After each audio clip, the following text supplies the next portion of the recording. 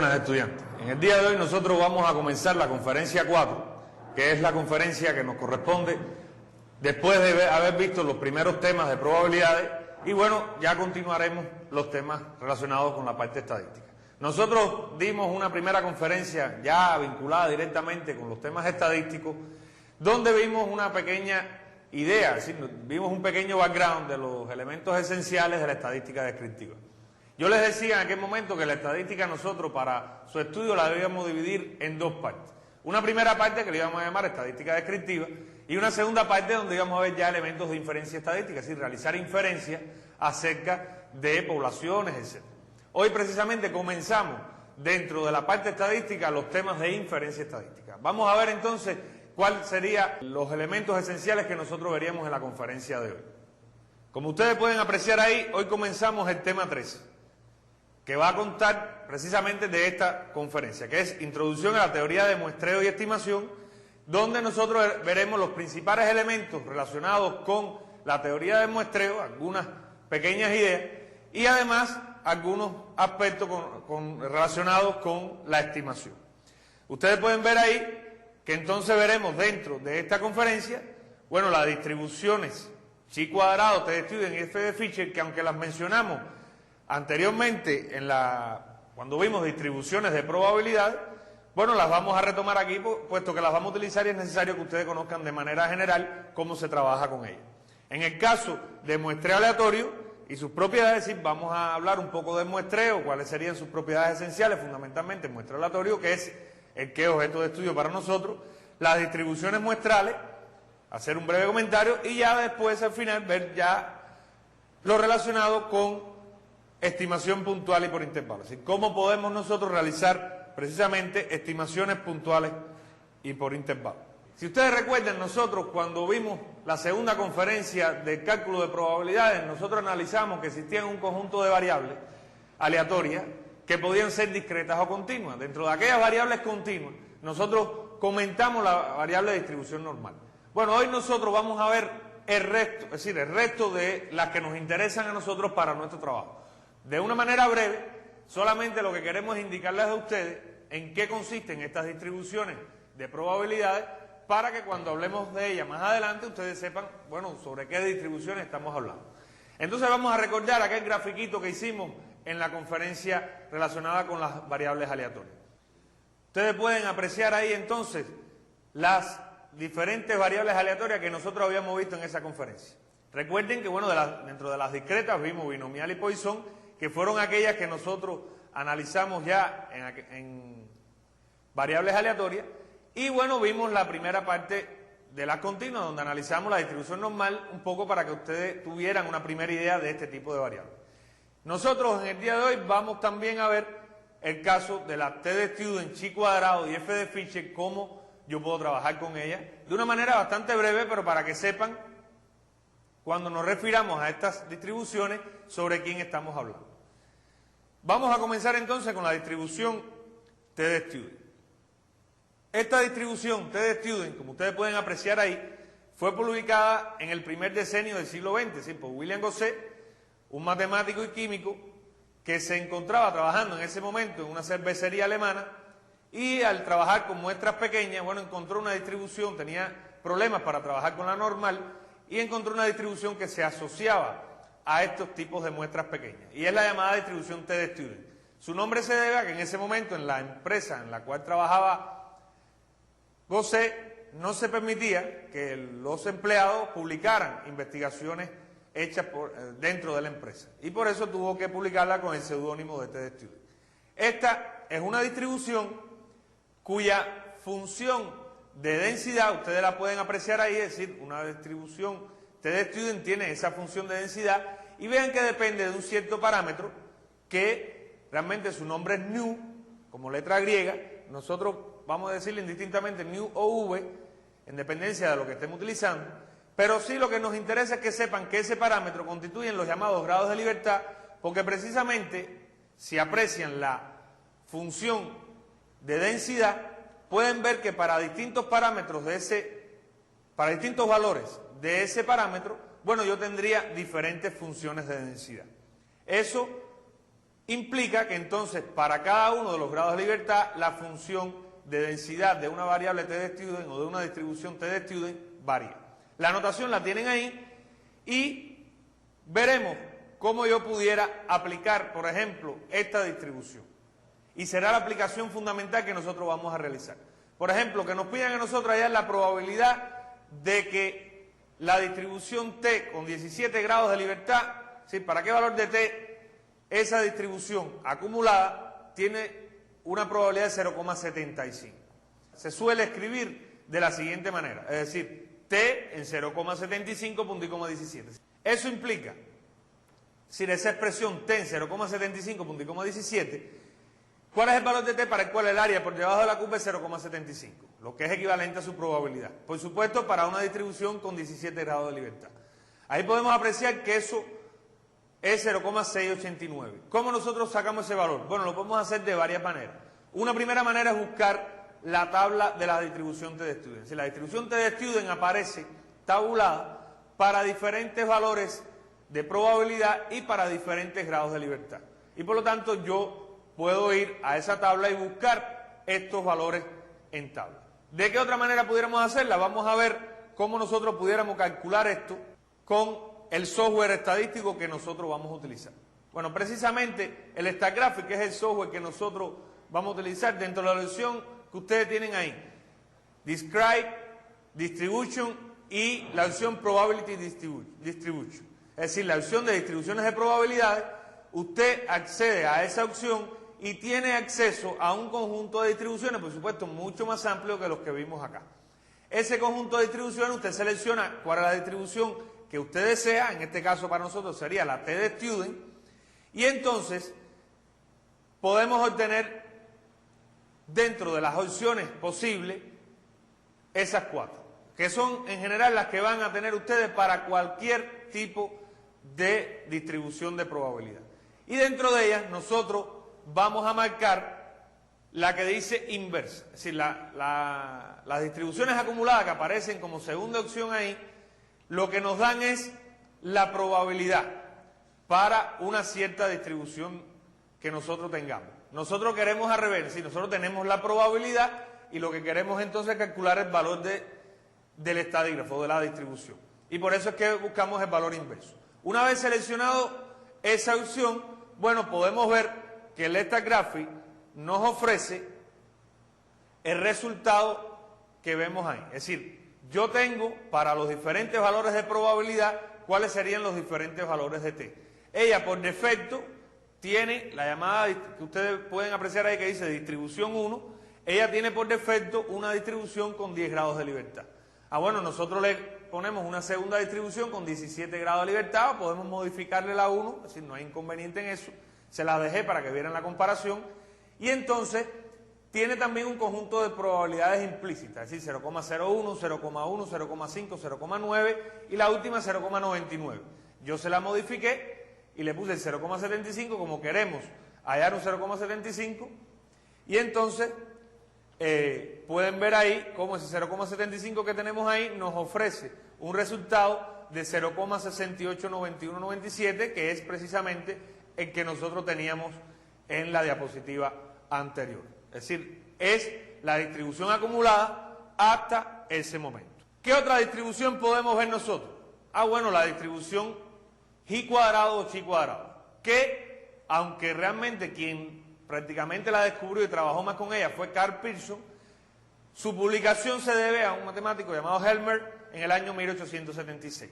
¿En qué consiste esta distribución? Esta distribución no es más que la suma de un conjunto de variables aleatorias normales e independientes elevadas al cuadrado.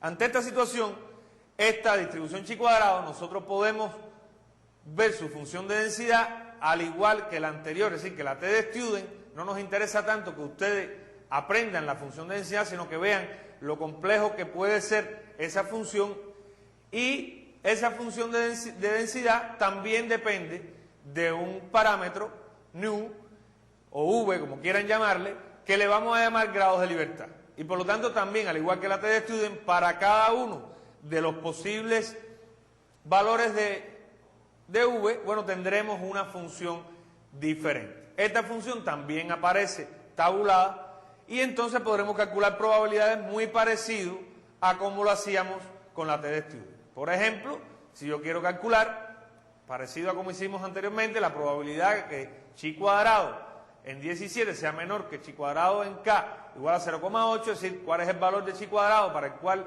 la probabilidad de que esa variable esté por debajo de ese valor sea 0,8, es decir, acumulando hasta 0,8, que lo solemos escribir muy parecido a la TDStudent, chi cuadrado en 0,8 punto y coma 17, es decir, eso implicaría cuál es el valor de chi cuadrado hasta donde hemos acumulado 0,8, es decir, una probabilidad de 0,8. Ese valor, si lo buscamos en tablas, es decir, estas tablas ofrecen también los valores que tenemos nosotros, es decir, los grados de libertad y las probabilidades, y obtenemos 21,6. Esta es la utilización también que nosotros le vamos a dar fundamentalmente en los problemas de inferencia estadística. Ahora, ¿cómo yo lo pudiera hacer en el caso del StatGraph? Bueno, en el caso del StatGraph, usando la misma opción. La pueden ver ahí, no voy a repetir la opción, simplemente que vean también que obtengo las diferentes distribuciones. Aquí yo agregué una segunda distribución donde vamos a tener los grados de libertad que tenía ella y le agregué 0,8 aquí como una modificación. Una vez que le agregué 0,8 tengo 0,6146 como resultado de ese estadígrafo. Y bueno, por último, tendremos la distribución F de Fisher, una distribución que fue introducida por el inglés Ronald Fisher y el cual es considerado uno de los fundadores precisamente de la estadística moderna. Fisher fue un matemático y biólogo británico que fue pionero en varias aplicaciones de métodos estadísticos, como por ejemplo el diseño de experimentos, el análisis de varianzas, son elementos asociados a Fisher. La distribución de Fisher sí va a tener una característica un poquitico diferente, aunque va a ser bastante similar. ¿Cuál es en esencia? Ustedes pueden ver ahí la función de densidad que tiene esta variable o esta distribución. Y fíjense que, muy parecido al anterior, depende también de parámetros. La única diferencia es que depende de dos parámetros, V1 y V2. Por lo tanto, aquí vamos a tener 2 grados de libertad. En vez de 1 vamos a tener 2. Y entonces la notación diríamos que una variable que se distribuye como Fisher con 2 grados de libertad, V1 y V2, de la manera que ven reflejado ahí. ¿Cómo podríamos aplicarla? Muy sencillo. Fíjense que yo pudiera calcular también para qué valor de F, la probabilidad que F esté por debajo de ese valor con 10 y 20 grados de libertad sea 0,99. Lo solemos escribir, como pueden apreciar ahí, F en 0,99, 10, 20, y obtenemos la probabilidad, es decir, el valor de F de 3,3681. Es decir, de la misma manera, tenemos aquí la primera distribución que tiene a priori ya los grados de libertad. Yo creé una segunda distribución donde tenemos 10 grados de libertad y 20 para los dos parámetros. Y aquí sí no se le hizo modificación ninguna a los valores de probabilidad que tenía a priori, porque fíjense que precisamente yo quería buscar 0,99. Y obtengo el valor de 3,36 que nosotros tenemos ahí. Una vez que vimos nosotros cuáles serían las principales distribuciones, incluyendo la normal, que no la vimos acá, puesto que ya la analizamos en la conferencia anterior de variables aleatorias, bueno, ya nosotros estamos en posición de tener claro cuáles serían las distribuciones que nosotros fundamentalmente nos vamos a encontrar en la inferencia estadística. Ahora, para nosotros realizar inferencias estadísticas, lo primero que tenemos que hacer es tratar de ver sobre quién yo quiero hacer esas inferencias. Es decir, un primer elemento que yo tengo que tener claridad es sobre quién yo quiero inferir, y en el caso de lo que vamos a ver nosotros en particular hoy, sobre quién yo quiero hacer estimaciones. Si nosotros vamos a hacer estimaciones sobre cierta población, tengo que tener definida cuál sería esa población. Ahora, para yo realizar estimaciones, lo principal es que yo realizo estimaciones porque no conozco el verdadero valor de lo que yo quiero estimar. Si yo lo conociera, no tiene sentido, por supuesto, hacer estimaciones. Y para ello, y en general para todo lo relacionado con la inferencia estadística, yo tengo que realizar primeramente lo que llamamos un muestreo. Normalmente en la vida diaria nosotros estamos viendo muestreo. Si a usted le van a hacer un examen donde usted le quieren ver el nivel de hemoglobina en sangre, etcétera, ¿qué le hacen? Le sacan una muestra de sangre y a partir de ahí le estiman el nivel de hemoglobina que usted tiene. No le sacan toda la sangre completa le hacen el test y quizá dé exactamente lo que usted tiene. Nosotros entonces normalmente tenemos que hacer a la hora de realizar una inferencia estadística o un diseño de experimento, como vimos en la conferencia anterior, o hacer un muestreo. ¿Qué elementos nosotros vamos a tener en cuenta a la hora de hacer un muestreo? Y vamos a analizarlo en los siguientes aspectos. Ahí ustedes pueden apreciar qué proporciona el muestreo. Es decir, para nosotros, ¿qué proporciona hacer un muestreo? Dos aspectos esenciales. Ahorro de costo, es decir, el muestreo nos proporciona ahorrar costo y ahorrar tiempo. Es decir, son los elementos esenciales que nos proporciona a nosotros el muestreo. ¿Qué elementos yo debo tomar en cuenta o tener en cuenta a la hora de realizar un muestreo? Y son aspectos esenciales que nos los preguntamos todos cuando vamos a realizar un muestreo. Primero, el tamaño de la muestra. Es decir, ¿cuál es el tamaño de la muestra a la cual yo voy a trabajar para después realizar la inferencia? Un elemento fundamental. ¿Cómo seleccionar los elementos? Es decir, ¿de qué manera yo puedo seleccionar los elementos que me garanticen que mi trabajo sea lo más correcto posible? Y como última pregunta, ¿hasta qué punto fiarnos de los resultados? Todo esto está relacionado a lo que normalmente cuando hacemos una investigación nos plantean como muestras representativas. La mayoría de las personas se acercan, cuando hablan de representatividad, hacia el llamado tamaño de la muestra. Sin embargo, realmente la representatividad de una muestra está relacionado más directamente a cómo seleccionar la muestra, es decir, cómo yo selecciono los elementos de esa muestra. Para dar respuesta a estas preguntas, nosotros vamos a comentar por qué, es decir, lo ideal sería hacer investigaciones totales. ¿Por qué no es posible en muchos casos realizar investigaciones totales? Bueno, investigaciones totales, que sería quizás lo ideal, además de otras razones, las razones esenciales por las cuales yo no puedo realizarlas son las siguientes. Primero, razones teóricas. Imagínense que yo quiera saber cuántas veces yo al lanzar un dado sale el 6. Está claro que yo podré lanzarlo 100 veces, 200, pero no puedo agotar todas las veces en que yo pueda lanzar un dado. Eso, en teoría, no lo puedo realizar. Otras pueden ser razones prácticas. Imagínense que yo quiero saber el porcentaje de crecimiento de los peces en un embalse. Bueno, si yo capturara todos los peces del embalse y midiera cuánto han crecido, eso implicaría entonces poder saber con exactitud cuál fue el porcentaje de crecimiento. Pero está claro que eso en la práctica es imposible. Y otra pudiera ser por razones económicas. Los llamados procesos destructivos pueden ser un ejemplo de ello. ¿Cuáles serían procesos destructivos? En ocasiones, cuando nos venden, por ejemplo, un bombillo o vemos cierto producto y dice un tiempo de vida de tantas horas o un tiempo de vida de tanto. Está claro que yo puedo conocer, por ejemplo, la duración de un bombillo con exactitud si yo cogiera el bombillo y lo pusiera a funcionar hasta que deje de existir, es decir, que se funda.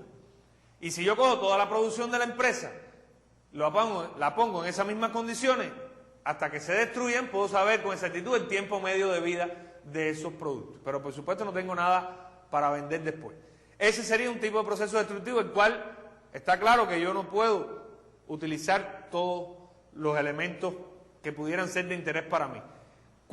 ¿Qué cantidad cogería? Bueno, en dependencia de que las razones económicas me lo permitan. Es decir, la cantidad de elementos en una muestra está muy determinado por las razones económicas, por estas razones prácticas o por estas razones teóricas. Es decir, son los elementos esenciales que influyen en el tamaño de una muestra.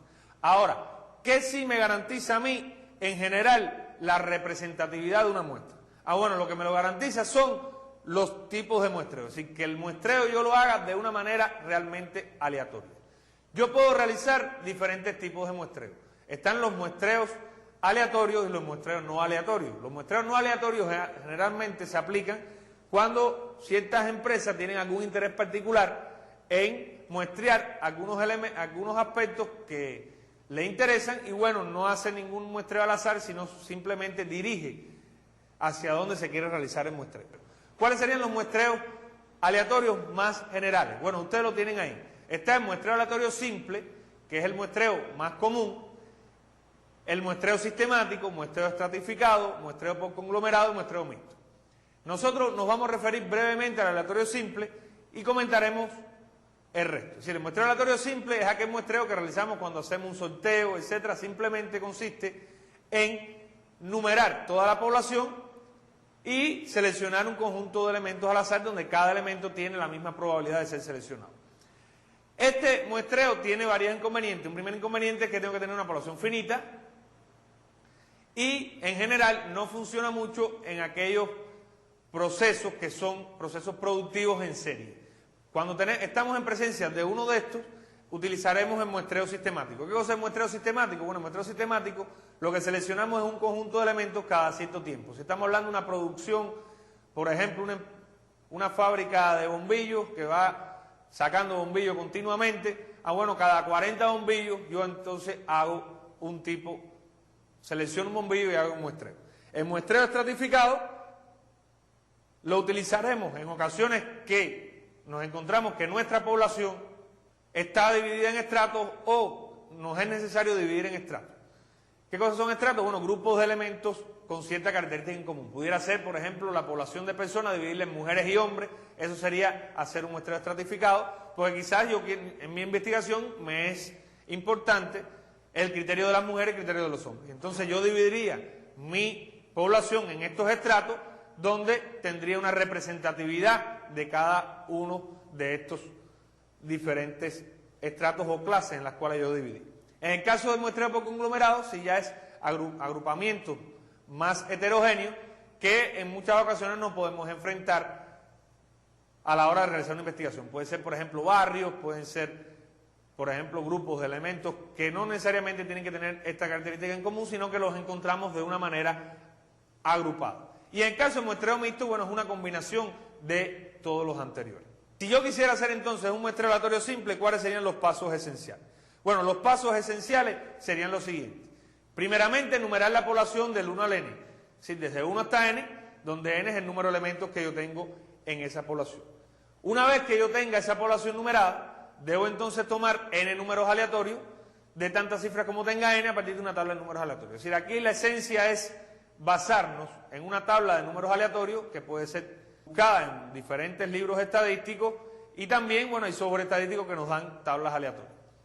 Y después, cada valor de ese número aleatorio indicará el elemento que yo voy a seleccionar dentro de mi muestra. Es decir, cada vez que yo seleccione un número aleatorio, eso lo que indica es, dentro de esa población, cuál es el elemento que yo voy a seleccionar.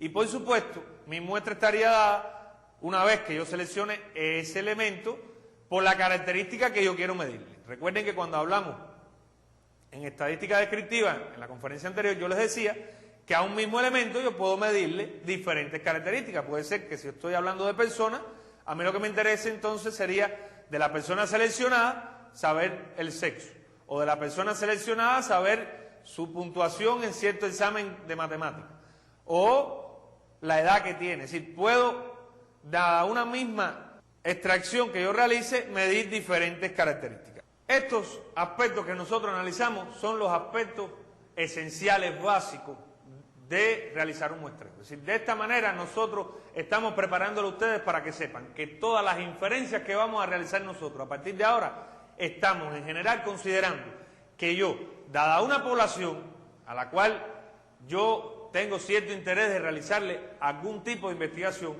yo le seleccioné una muestra por alguno de estos mecanismos que yo tengo. Y con esa muestra es con la que yo voy a trabajar para realizar todas las inferencias que voy a realizar.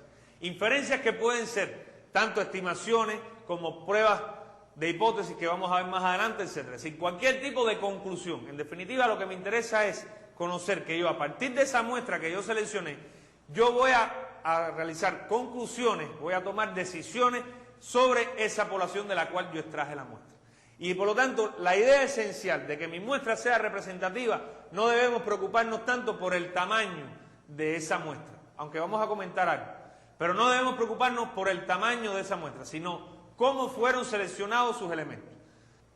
Una vez que yo tenga seleccionado ese muestreo, es decir, o esa muestra, ya he seleccionado esa muestra, yo estoy entonces en condiciones de ver cómo poder aplicar esto para el caso de las inferencias estadísticas. Pero antes de ya dirigirnos directamente al primer problema de inferencia, que sería el de estimación, vamos a hacer un breve comentario sobre las llamadas distribuciones muestrales. ¿A qué le vamos a llamar nosotros entonces distribuciones muestrales? Fíjense ahí que para nosotros distribuciones muestrales van a ser aquellas donde yo partiendo de una muestra, si yo saco una muestra de tamaño n, imagínense que yo saco una muestra de tamaño 100 de una población, donde tengo 10.000 artículos, y yo a esa muestra de tamaño 100 le calculara la media, es decir, la media de esa muestra.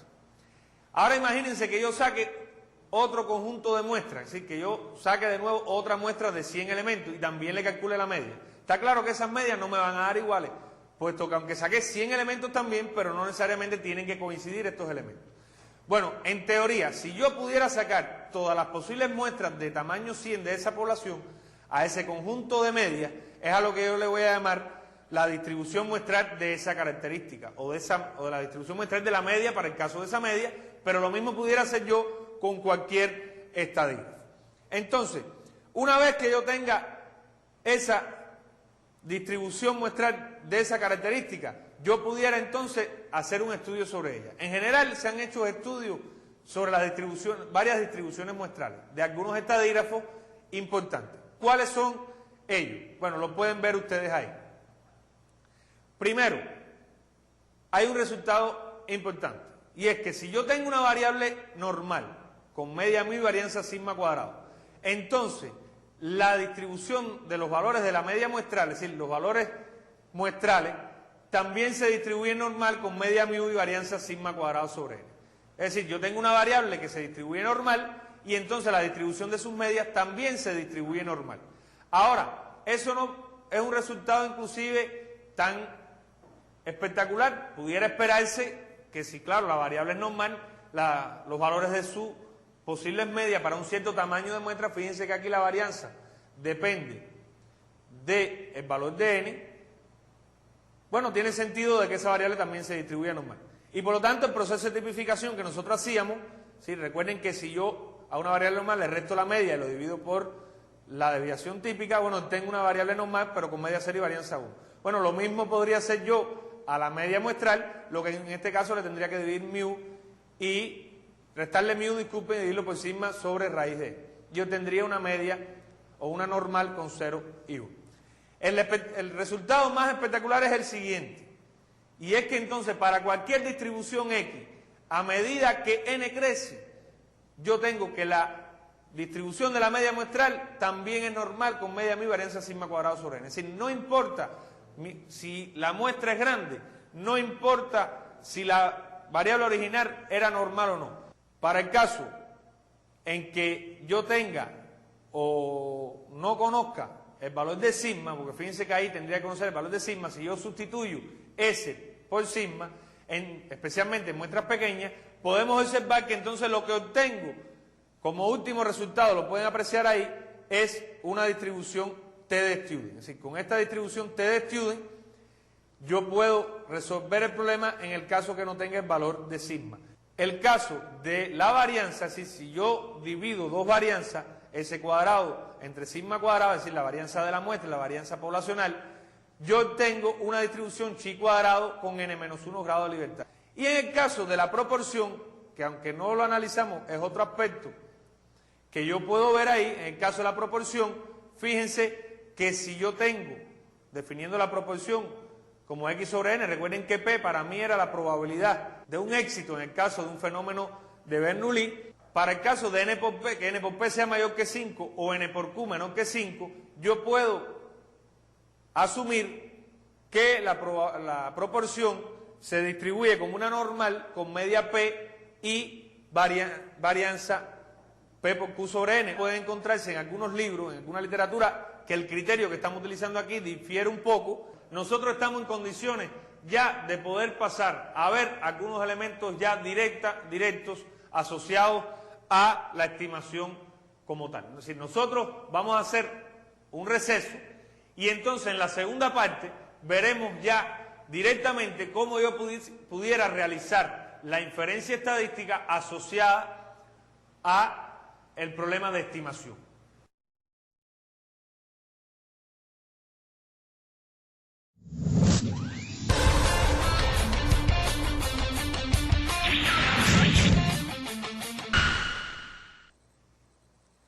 Bien, en esta segunda parte entonces nosotros, como les habíamos comentado, nos vamos a dedicar ya directamente a los primeros aspectos de la inferencia estadística.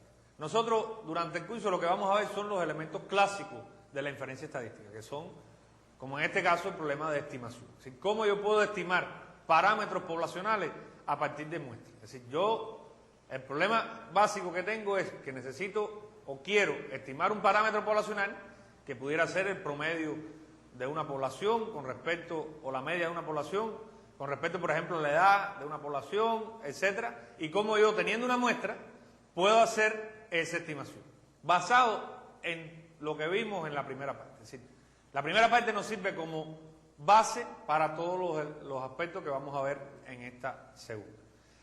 Vamos a partir entonces sobre el concepto general de estimación, es decir, que de manera clásica nosotros entendemos por estimación. Y lo tienen ustedes en la primera diapositiva que pueden ver ahí.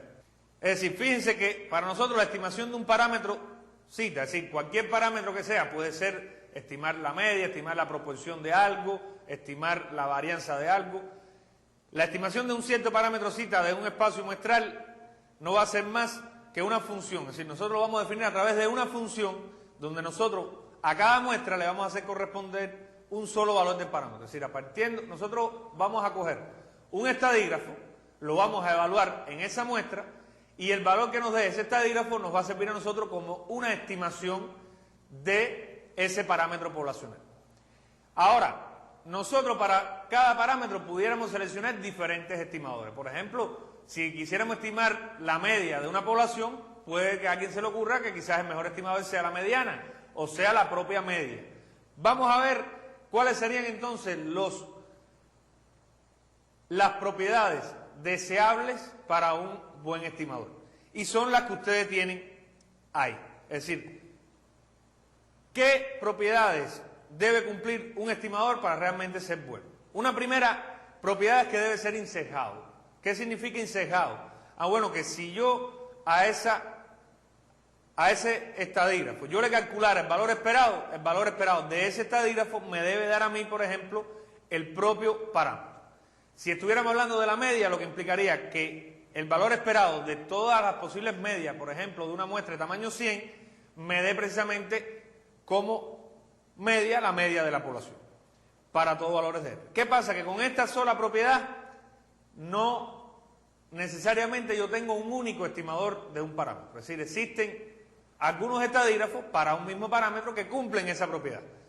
Y entonces lo que nos hace diferenciar a uno de otro es precisamente el resto de las propiedades, como puede ser la eficiencia. ¿Qué significa la eficiencia? Bueno, para nosotros un estimador es más eficiente que otro en la medida de que la variabilidad que tenga ese estimador sea menor que la del otro. Es decir, la varianza en concreto de ese estimador sea menor que la varianza del otro. Eso implica eficiencia.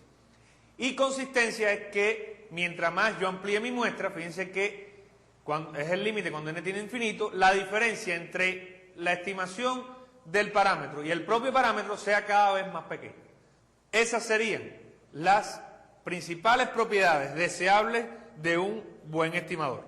Partiendo de esas propiedades, entonces vamos a ver quiénes serían los estimadores puntuales que nosotros podemos desarrollar para un conjunto de parámetros. ¿Qué significa estimadores puntuales? Si yo puedo hacer la estimación de un parámetro y decir, como vemos nosotros normalmente, por ejemplo, en la estimación del estado del tiempo, donde nos dicen, en La Habana hará alrededor de 24 grados, o en Matanza hará una temperatura de alrededor de 25 grados. Eso sería una estimación puntual, donde yo estimo puntualmente cuál sería el valor de ese parámetro. Por supuesto que esa estimación tendrá un margen de error que analizaremos cómo tratar de tenerla en cuenta más adelante. ¿Cuáles serían los parámetros para los cuales nosotros vamos a hacer estimación? Pueden ser cualquiera. Nosotros nos vamos a basar en los clásicos. ¿Cuáles serían ellos? La media poblacional. Es decir, si yo quisiera estimar la media poblacional, yo la estimaría a través de una muestra, precisamente utilizando como estadígrafo la media muestral. El estimador media muestral es el que cumple las condiciones que vimos o las propiedades que vimos en el caso anterior. Ese sería el estimador puntual para el caso de la media poblacional. ¿Qué otra estimación podemos realizar? Bueno, si yo quisiera estimar la varianza poblacional, Bueno, precisamente el mejor estimador es la varianza muestral. Y aquí es donde sí vamos a ver la diferencia que yo les comentaba en estadística descriptiva. Recuerden que nosotros, como fórmula para calcular la varianza, habíamos utilizado esa que ustedes tienen ahí, pero dividida entre n. Bueno, pudiéramos utilizar la que habíamos visto, pero si utilizamos dividida entre n-1, ese estimador es más eficiente que precisamente calculando la varianza a través de su división solamente por n. Eso está dado esencialmente por los grados de libertad que nosotros analizamos ahorita, por las distribuciones de probabilidades. No es interés nuestro demostrarlo, solamente que ustedes conozcan que entonces, a partir de este momento, para nosotros, cuando la varianza esté dividida entre n-1, nos estamos refiriendo a la varianza muestral para utilizarla como medio de inferencia de un parámetro. Y cuando estemos hablando de la varianza dividida por n, entonces estamos hablando de manera general de la varianza poblacional. Y va a ser la diferencia que vamos a tener entre varianza poblacional y varianza muestral. Lo que pasa es que en algunos libros, para no entrar en esta diferencia, ya directamente le asumen la varianza como dividida por n-1. ¿O qué otro parámetro yo puedo estimar? Bueno, otro parámetro sería la proporción. Vean ahí cómo yo puedo estimar la proporción poblacional. Bueno, precisamente lo vamos a estimar a través de la proporción muestral. Es decir, ¿cómo yo calcularía la proporción de una muestra? Si estoy calculando el número, por ejemplo, yo quiero calcular el % de mujeres que existen en las universidades, yo tendría una muestra donde tengo recogidas varias universidades. La proporción que yo estimo es precisamente la cantidad de mujeres entre el número total de estudiantes que habría en mi muestra. Y eso me daría a mí una estimación puntual del posible valor o la posible proporción, en este caso, que existiría en la población. Esta estimación de parámetros yo la puedo realizar de esta manera. Estas serían las llamadas estimaciones puntuales. Ahora, yo puedo realizar estimaciones de manera puntual, pero yo les decía que había un margen de error aquí. Lo que se suele hacer muchas veces, y ya de esa manera se tendría en cuenta el error, es no hacer la estimación puntual, sino estimar a través de intervalos. ¿En qué consiste entonces la estimación por intervalo? Que cuando se habla de estimación por intervalo, el intervalo que yo voy a brindar, yo considero que probablemente contenga el parámetro estimado. Es decir, yo no puedo asegurar que el intervalo que yo ofrezco tiene a ese parámetro. Yo lo que digo es que yo lo ofrezco con cierta probabilidad de que tenga a ese parámetro. Eso implica entonces que el término probablemente nos va a indicar a nosotros que una estimación por intervalo siempre va a venir acompañada de una probabilidad. ¿Qué probabilidad? La probabilidad con la cual yo hice ese cálculo y estimé que ese parámetro estaba ahí. Y como último aspecto, significa que una estimación por intervalo nos va a expresar de alguna manera el nivel de confianza con que yo espero que esté el valor del parámetro en el intervalo. Por lo que solemos llamar a estos intervalos de estimación intervalos de confianza. Aquí solamente quiero hacer una aclaración. Nosotros siempre vamos a asociar estas estimaciones a una probabilidad. Y a veces solemos decir, cuando damos esa probabilidad, por ejemplo, si decimos que la edad de una población la edad promedio está entre 20 años y 25 años, yo digo, existe una probabilidad de un 95% que la edad esté ahí. Bueno, una vez que yo tenga ese intervalo calculado, ya esa probabilidad desaparece. Porque el valor real del promedio de edad existe, o de la media de edad. Por lo tanto, ¿estará o no estará? No es que es probable que esté, ¿estará o no estará? Yo lo que sí puedo decir, y es la manera de interpretar esa probabilidad, que yo hice ese cálculo teniendo en cuenta que la probabilidad de que estuviera el valor promedio, el valor de la media en ese intervalo es de un 95%. Si yo quiero estimar un parámetro, zeta, pudiera ser, cuando incluyo zeta, repito, estoy considerando que puede ser una media, puede ser una varianza, puede ser una proporción, lo que sea.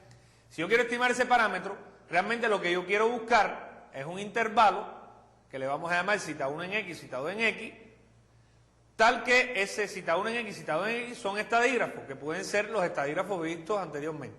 De manera que yo los evalúe en mi muestra y la probabilidad de que el valor real del parámetro esté en ese intervalo sea C, donde C precisamente para mí va a ser el nivel de confianza.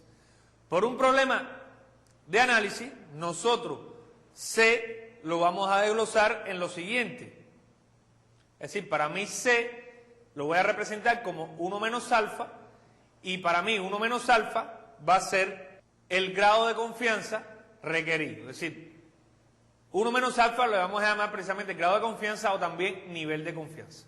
Una vez que yo tenga entonces el nivel de confianza con el cual yo quiero hacer esa estimación, el intervalo que obtengo, que estaría formado por la evaluación del estadígrafo para cada, es decir, los dos estadígrafos evaluados, a ese intervalo yo le llamo intervalo de confianza con una confianza de 1 menos alfa por el 100%, puesto que generalmente la probabilidad esta la expresamos en por ciento. Vamos a ver entonces cuáles serían los intervalos para cada uno de los parámetros que nosotros analizamos. Si ustedes se fijan ahí, el primer intervalo es para μ. Si yo quiero estimar μ, el intervalo que obtenemos es ese que aparece ahí. Es decir, x media menos z. Z es la variable normal. Es decir, una variable que se distribuye normal con media 0 y varianza 1, vamos a recordarlo. El valor de z que cumple esa probabilidad acumulada, sigma sobre raíz de n multiplicado por sigma sobre raíz de n, y tienen que tener cuidado porque ese sigma sobre raíz de n está multiplicando precisamente a todo este valor. Es decir, aquí yo tengo un número, yo tengo el valor de z para esa probabilidad. Y después que lo tenga, bueno, lo multiplico por esta expresión que está aquí. Todo esto que tenemos aquí, fíjense que lo que hacemos es restarle a la media todo esto y también sumárselo. Este precisamente sería la idea. Por eso es que este intervalo va a ser simétrico con respecto a la media. Es decir, es un intervalo simétrico con respecto a la media muestral, en la cual nosotros vamos a poder entonces dar un intervalo para el valor de una media poblacional. Debemos tener en cuenta entonces que esta expresión sale precisamente de las distribuciones muestrales que nosotros analizamos anteriormente. Es decir, de la distribución muestral de la media sale precisamente esta expresión. Recuerden que la media muestral se distribuye como una normal si la población de la cual ella proviene es normal, y podemos considerarla de todas maneras normal si la población de la cual ella proviene no sea normal, pero el tamaño de muestra es bastante grande. Por lo tanto, para un n también que sea bastante grande, nosotros podemos considerar esta expresión como un intervalo para el caso de la media. Fíjense que para yo poder aplicar esta expresión yo necesito conocer el valor de un parámetro poblacional. Es decir, estoy estimando la media poblacional, pero necesito conocer la varianza poblacional. Esto en muchas ocasiones no ocurre. Entonces, ¿qué es lo que hacemos nosotros? Bueno, si no conocemos la varianza poblacional, la alternativa que nos queda es o trabajar con muestras pequeñas o trabajar con muestras grandes, pero en ambos casos utilizar, en vez de sigma, que sería la desviación típica, en este caso de la población, utilizar la desviación típica de la muestra. Y entonces obtenemos la siguiente expresión, que sería la expresión para el caso en que yo no conozca la varianza poblacional. Y fíjense que entonces lo que nos auxiliamos es de la distribución T de Stewart. Aquí tenemos una expresión muy parecida a la anterior. Fíjense que también restamos y sumamos una expresión a la media, por lo tanto este intervalo continúa siendo simétrico con respecto a la media, pero ahora utilizamos a S en vez de sigma, porque sigma no la tenemos, y entonces utilizamos la distribución T. T que ahora depende, ya habíamos analizado que no solo depende para el cálculo de una probabilidad, sino depende de los grados de libertad. Aquí los grados de libertad van a estar formados por el valor n-1, donde n para mí es el tamaño de la muestra. Deben tener cuidado en los libros, en todos los casos en que nosotros tengamos estas expresiones, puede cambiar la manera de expresar aquí la probabilidad. ¿Por qué? Porque los libros se asemejan mucho a la tabla con la cual están trabajando. Es decir, se organizan con respecto a la tabla que estén organizando. Y existen tablas que ofrecen las probabilidades estas, que ustedes pueden ver aquí, lo mismo acumulada a la izquierda que acumulada a la derecha. Y en dependencia de cuál es la tabla que se está trabajando, esta expresión cambiaría. Por ejemplo, aquí nosotros estamos respetando lo que vimos, lo que hemos visto durante todas las conferencias. Es decir, estamos suponiendo que si yo fuera a buscar esto en una tabla, la tabla me está representando precisamente la función de distribución, donde yo acumulo esta probabilidad hacia la izquierda. Si esta probabilidad se acumulara hacia la derecha, entonces esta expresión, en vez de ser 1 menos alfa sobre 2, simplemente sería t en alfa sobre 2. ¿Cuál sería entonces el intervalo de estimación? Si yo lo que quisiera estimar ahora por un intervalo sería precisamente esa varianza. Bueno, es la expresión que ustedes tienen ahí. Esa expresión que, como se fijan, está basada en la distribución chi cuadrado, que recuerden que involucraba a la varianza muestral y también a la varianza poblacional. Esta expresión que tienen aquí, que es la primera que divide, bueno, es una expresión chi cuadrado en 1 menos alfa sobre 2, punto y coma n menos 1, nos dará un resultado mayor que chi cuadrado en alfa sobre 2, punto y coma n menos 1. Y entonces eso implicaría que yo dividir esta expresión, es decir, la primera expresión la dividiría por chi cuadrado en 1 menos alfa sobre 2, punto y coma n menos 1, como es mayor que la otra división que realizo, entonces al dividir obtengo una expresión que es mucho menor que esta que la que tenemos hacia el lado izquierdo y obtenemos un intervalo con un valor mínimo y un valor máximo. En el caso de la proporción, bueno, obtenemos la expresión que pueden ver ustedes ahí, es muy similar a la de la media, utilizando la distribución normal, pues precisamente lo único que hacemos es sustituir los valores de la varianza y de la media por los valores de P y P por Q sobre N, que son precisamente los que constituyen la media y desviación típica de esta distribución, cuando la podemos considerar como una distribución normal. Estos serían los intervalos para cada uno de ellos. Intervalos asociados todos a una probabilidad, por lo tanto, cada vez que yo enuncie un intervalo de estos, debo indicar con qué nivel de confianza yo lo realicé. Con esto nosotros tenemos ya las expresiones básicas para hacer las estimaciones por intervalo de aquellos parámetros que yo quisiera hacer sus estimaciones. Existen otros parámetros que yo pudiera estimar, pero entonces tendría que también basarme en cuál sería la distribución muestral, o hacer un estudio de cuál sería la distribución muestral de esos estadígrafos en una muestra. Nosotros estamos viendo los principales, que son los que de manera clásica se trabajan, pero les permite a ustedes tener la teoría de manera que puedan aplicarla en algún momento para otro parámetro. Yo les comentaba cuando vimos la parte relacionada con muestreo que en ocasiones, cuando hablamos de representatividad de una muestra, yo me debo fijar no tanto en el tamaño de esa muestra, sino me debo fijar en lo relacionado con la forma en que esa muestra fue seleccionada. No obstante a ello, existen ciertas fórmulas o ciertos cálculos que yo puedo realizar para tratar de saber cuál sería el tamaño mínimo de muestra que me garantiza a mí, para el caso, por ejemplo, de la estimación, un intervalo dado calculado a un cierto nivel de confianza o un margen de error determinado.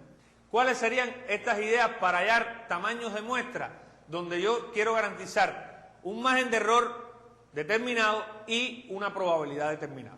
Y en estos casos, por ejemplo, en el caso 1, que era cuando yo realizaba una estimación de la media con varianza conocida, el cálculo de tamaño muestral sería ese. Es decir, para mí n estaría dado por esa fórmula que tienen ustedes ahí, z en 1 menos alfa sobre 2 por sigma sobre d, donde para mí d no es más que el error que yo voy a cometer en la estimación, o que el error máximo que yo espero cometer en esa estimación. Esa sería una manera de calcular para el caso 1 el tamaño de muestra.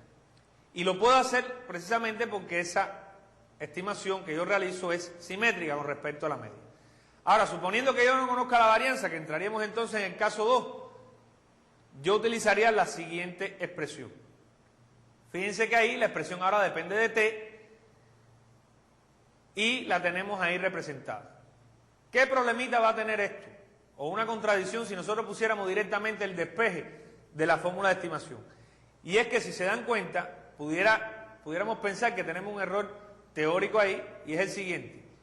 Yo tengo dentro de la fórmula la desviación típica de la muestra, y a la vez estoy calculando tamaño de muestra.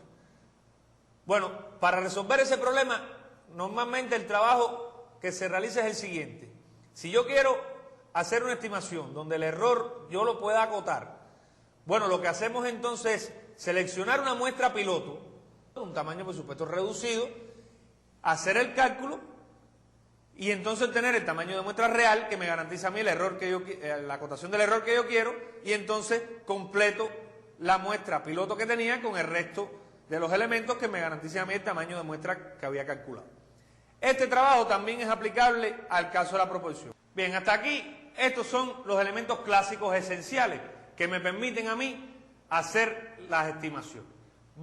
Nosotros para concluir, vamos a hacer un ejemplo integrador que nos va a abarcar la mayoría de las cosas ya generales del problema de estimación que nosotros vimos. ¿Qué plantea ese ejemplo? Fíjense que dice, dada la siguiente población, donde para mí X sub Y es el número de visitas a un sitio web en una hora, que yo la obtuve en 100 observaciones. Si yo hice 100 observaciones, por supuesto observé 100 horas del número de visitas que se realizan a un sitio web. Obtener una muestra aleatoria de tamaño 9 por el muestreo aleatorio simple, es decir, aunque yo hice 100 observaciones, lo que vamos a hacer aquí es hacer una estimación del promedio de esas 100 observaciones para que ustedes vean cómo funcionaría esto. En la práctica lo haría ya con las 100 y entonces estimaría el promedio de visitas general, que es el que realmente no conozco. Lo vamos a hacer así para que ustedes puedan comparar el valor real con la estimación que se va a realizar. Es decir, yo voy a tener de esas 100 observaciones, suponiendo ahora que son toda la población, voy a tener una muestra aleatoria de tamaño 9 por el muestreo aleatorio simple. Además, me piden que estime las visitas promedio y la varianza poblacional. Vuelvo y repito, lo vamos a considerar aquí la población, precisamente esas 100 observaciones, y realizar una estimación por intervalo para ambos parámetros a un nivel de confianza del 95%. Primero está el inciso A, que es el problema del muestreo. Es decir, ¿cómo yo puedo realizar ese muestreo? Bueno, si yo tengo el número de visitas a un sitio web, ahí ustedes tienen lo que para nosotros en estos momentos, como ejemplo, vamos a considerar la población. Está claro que eso, en la realidad, yo no lo tengo, es decir, yo no tengo la población completa. Yo voy entonces a hacer el muestreo aleatorio simple. El muestreo aleatorio simple, para ello lo primero que tengo es que numerar la población. Es decir, numerar la población desde 1 hasta 100 en este caso, y yo seleccioné 9 números aleatorios a través de una tabla de números aleatorios. Ahí tienen los números que serían 81, 18, 88, 64, 96, etcétera, lo que tienen ahí. Y entonces fui, y cada elemento que le corresponde ese lugar o esa posición, yo obtuve los valores que tienen abajo. Es decir, esas son las observaciones, las 9 observaciones que yo tengo ahí. Esas observaciones son para mí mi muestra. Es decir, los elementos al inicio son los números que yo seleccioné, o elementos, pero ya como tal mi muestra son los que tengo abajo, que son los valores de la variable con los cuales yo voy a trabajar. Lo primero que voy a hacer entonces con esos valores es realizar una estimación de la media y la varianza. ¿Cómo yo estimo la media y la varianza? Bueno, calculándola en esa muestra. Si yo calculo la media, es decir, la suma de todos los elementos es 51, lo divido entre 9 y tengo 5,67. Una vez que tenga la media muestral, esa para mí sería la estimación de la media poblacional. Es decir, para mí el número de visitas por hora en la muestra es 5,67. Por lo tanto, yo considero que en mi población aproximadamente también el número de visitas por hora es 5,67. Está claro que eso tiene un margen de error determinado. En el caso de la varianza, bueno, también la estimé, y esa varianza, es decir, la varianza que obtengo es de 0,5, aplicada a esos 9 valores que tengo ahí. Eso quiere decir que yo obtengo 5,67 y 0,5. Esa sería la manera de hacerlo si yo lo hiciera manual. Si lo hiciera en la computadora, en el StatGraphic, por ejemplo, un procesador estadístico, yo en un procesador estadístico tengo lo siguiente. En el StatGraphic pueden ver ahí que yo, dentro de la opción que tiene que ver con análisis de una variable, que es el mismo que haría para la estadística descriptiva, yo tengo la opción de hacer un sumario estadístico para la variable visitas, que yo le llamé en este caso visitas. Yo le puse más estadígrafos ahí. Fíjense que aparecen varios. Averaje, average, que sería el equivalente al promedio, la media, mediana, moda, etc. Una vez que yo tengo entonces ya las estimaciones puntuales, vamos a hacer las estimaciones por intervalo. Bueno, las estimaciones por intervalo, aplicando la fórmula que tenemos ahí, sería la siguiente. Es decir, para el caso de la media, yo voy a utilizar la desviación T, porque fíjense que en este caso tengo solamente 9 observaciones y entonces no tengo tampoco la varianza poblacional. Eso quiere decir que yo aplicaría el caso 2 de los que vimos y sustituyendo ahí en los valores, fíjense que el valor de alfa es 0,05 porque lo vamos a aplicar a un 95%, por lo tanto, si 95% sería 1 menos alfa, alfa sería igual a 0,05, sustituyendo alfa en T, es decir, en la expresión de probabilidad de T me queda buscar T en 0,975 y tengan cuidado con eso, es decir, una cosa es el nivel de confianza y otra cosa es la probabilidad con la cual yo busco el estadígrafo, que en este caso sería 0,975, y bueno, tengo al final como intervalo que la media poblacional, es decir, el número de horas, el promedio de número de horas, de número de visitas por hora a ese sitio web está entre 5,128 y 6,212. Es decir, ese sería el intervalo de confianza a un 95% para esa estimación. Para el caso de la varianza, haría lo mismo. Lo que ahora aplico, el intervalo de confianza para la varianza, con la misma confianza. Ese intervalo obtengo 0,228 a 1,83. ¿Qué implica eso? Bueno, que con una confianza del 95%, para mí la varianza poblacional se encuentra entre 0,228 y 1,83. ¿Cómo haríamos esto en el Star Graph? Muy sencillo, el Star Graph nos lo da directamente esta expresión, es decir, existe una opción dentro de él que nos da, si usted quiere realizar las estimaciones, y sería el siguiente, vean en el Star Graph cómo yo obtengo para el caso con un intervalo de confianza del 95%, el intervalo para la media, que sería de 5,12 a 6,21, exactamente como lo teníamos en el anterior, y la desviación estándar, que es la que él da, pero en definitiva no es más que darle las raíces a cada uno de esos intervalos, y si lo que yo quiero calcular es el intervalo de confianza para la varianza, lo que tengo es que hacer cada límite, elevarlo al cuadrado, y bueno, nos da el intervalo de confianza para la desviación estándar. Vean el valor real que tienen esos datos, es decir, el valor real de la media de esos datos es 5,68. Con un 95% de confianza yo dije que debía estar entre 5,12 y 6,21. Y fíjense que yo obtuve 9 elementos solamente de esos 100. Y ya con esos 9 elementos yo hice una estimación donde en ese intervalo que yo doy se encuentra la media poblacional. Es decir, aquí no funcionó. Y para el caso de la desviación típica, la real es 1,33.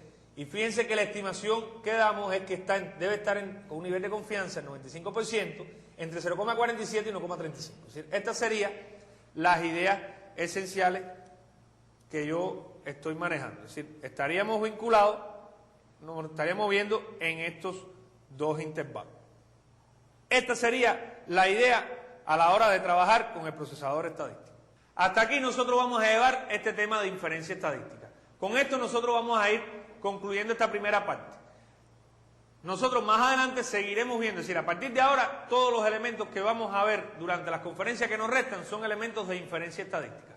Vimos la estimación y ya ustedes tienen una idea de cómo yo puedo realizar estimaciones con respecto a los parámetros de una población. Más adelante seguiremos viendo entonces otros aspectos relacionados con esto. Con esto entonces vamos a terminar esta conferencia y nos vemos en la próxima, esperando que le haya sido de gran utilidad.